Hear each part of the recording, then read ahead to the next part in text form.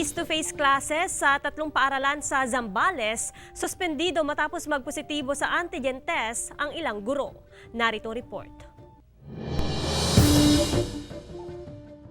Sa ikalawang araw ng limited face-to-face classes, suspendido pa rin ang pilot testing sa Baliwot Elementary School, San Marcelino National High School at Banawen Elementary School sa Zambales. Wala pa ring resultang swab test na isinagawa sa 5 guro at isang school head matapos magpositibo sa antigen test noong linggo. Kasi nga po, IT community ito, ma'am. Ang concern po kasi ng ating governor is yung responde in case meron pong maski isa lang sa kanila na ma-infect ng COVID. Nakadepende sa resulta ng swab test kung itutuloy ang pilot testing ng limited face-to-face sa tatlong paaralan. Kapag po nag-negative sila, itutuloy na po natin by November 22. Pero kapag po may positive at kumbaga po hindi na natin ma-meet yung number of competencies in the 2 months na pilot, i-recommend na po sila for the second batch.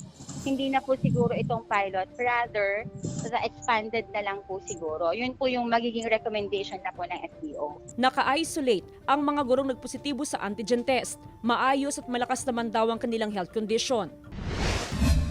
Mahigpit na sinusunod ang health and safety protocols sa Kakafian Elementary School sa Marcos, Ilocos Norte.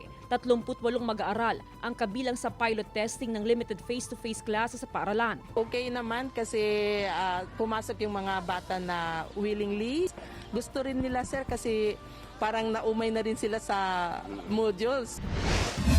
Maayos din ang unang araw ng face-to-face classes sa Dumalneg National High School. Lahat ng estudyante at guro ay nakasuot ng face mask. Patuloy ang pag-ikot ng otoridad sa mga paaralan para i-monitor ang sitwasyon sa mga pilot testing schools.